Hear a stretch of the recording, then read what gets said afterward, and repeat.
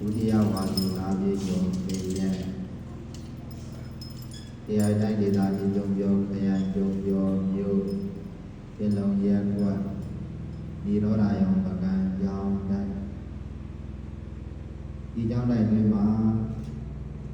ဒီဝါတွင်ကာလသတင်းသုံးရသည့်သံဃာတော်ရှိသူများဝါဆိုဝါကက်ဝါကံကြရမှာပဲဖြစ်ပါတယ်ဒီရောဓာယုံပကံကျောင်းတိုင်းတွင်မှာ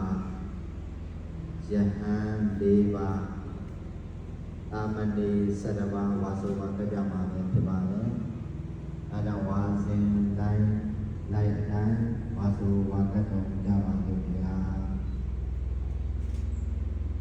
ဣပတမေဝိဟာရေ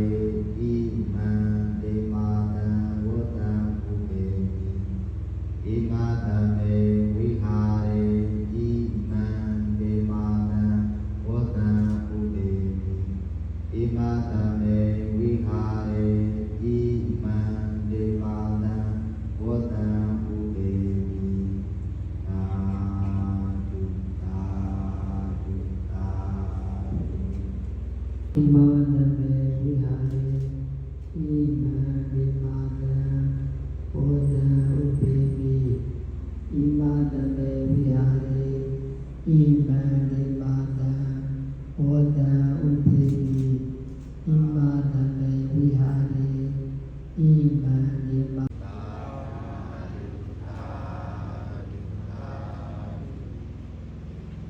ဣမံတမေဝိ